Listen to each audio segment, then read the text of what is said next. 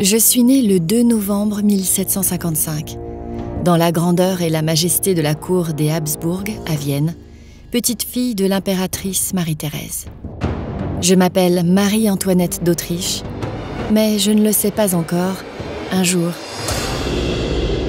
je serai la reine de France.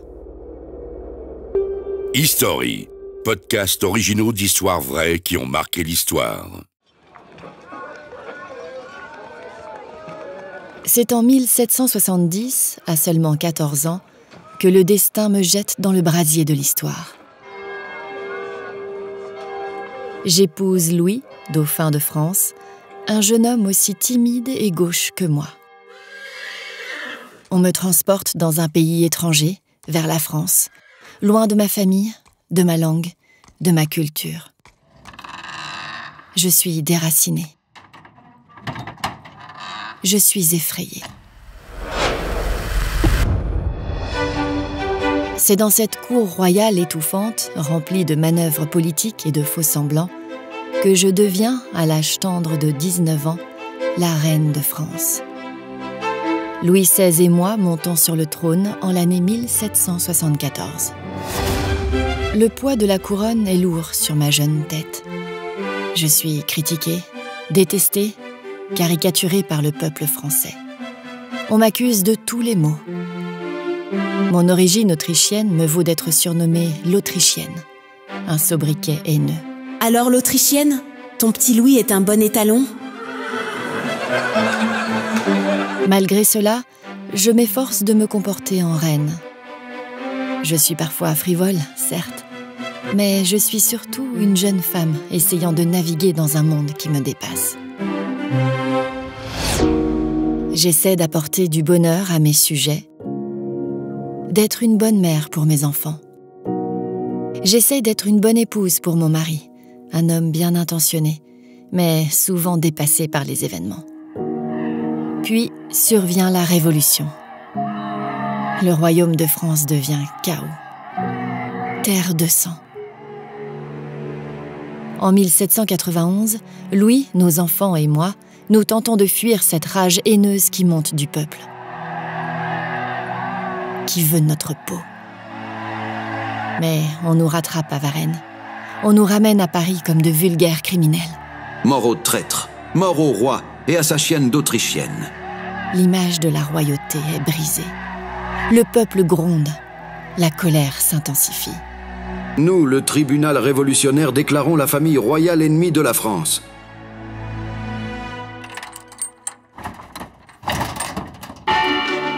Finalement, mon procès débute le 14 octobre 1793, devant le tribunal révolutionnaire. Marie-Antoinette d'Autriche, le tribunal révolutionnaire vous accuse de haute trahison pour le compte de l'Autriche. Je suis accusée d'inceste avec mon fils, une calomnie si atroce qu'elle me brise le cœur. Mais quelle mère peut faire cela à son fils ? Je vous le demande, mes chers concitoyens et concitoyennes. Honte à vous, Marie-Antoinette. Je ne pleure pas. Je ne supplie pas. Je réponds avec dignité, malgré l'horreur de l'accusation et la situation théâtrale. De toute évidence, mon procès n'est que mascarade. Mon sort et celui de Louis sont décidés bien avant l'ouverture de ces procès fantoches. Marie-Antoinette, ce tribunal révolutionnaire vous condamne à être décapitée en place publique. Vive la Révolution et vive la France! Ainsi, le 16 octobre 1793, je suis condamnée à mort. Quelle surprise! Dès le début, le peuple français ne m'a jamais aimée, me traitant d'espionne à la solde de mon pays d'origine, l'Autriche.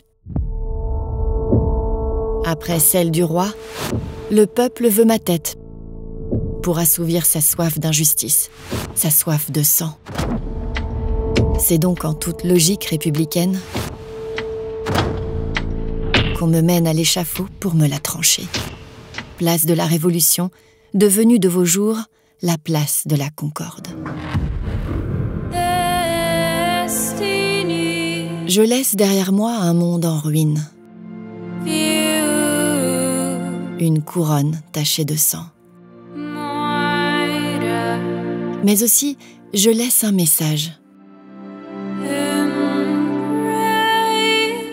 Celui de la dignité face à l'injustice, de la résistance face à la haine.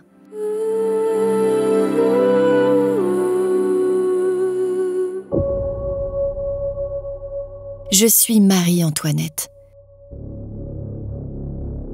Une femme née dans le luxe et morte sous le fil de la guillotine.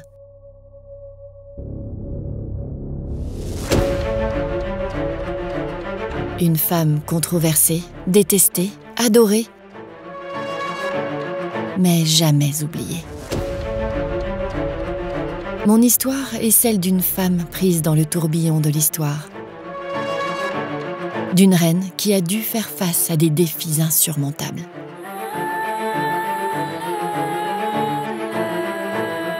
Une femme qui a dû porter le poids de la couronne et les accusations injustes d'un peuple en colère.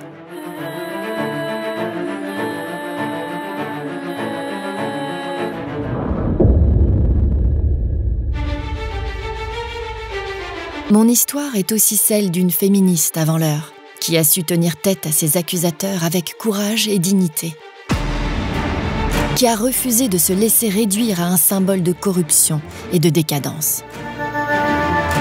Je suis une figure emblématique de l'histoire de France, une femme qui a marqué son temps et qui continue de hanter l'imaginaire collectif. Même si mon histoire est tragique, j'espère qu'elle servira de leçon. Que la cruauté et l'injustice ne mènent à rien de bon. Que la haine ne devrait jamais être la réponse. Je suis Marie-Antoinette et je vous laisse avec ce message. Même dans les heures les plus sombres de votre vie, gardez votre dignité. Gardez la tête haute. Toujours. Ne ratez pas les prochains épisodes de History en vous abonnant dès maintenant. history.fr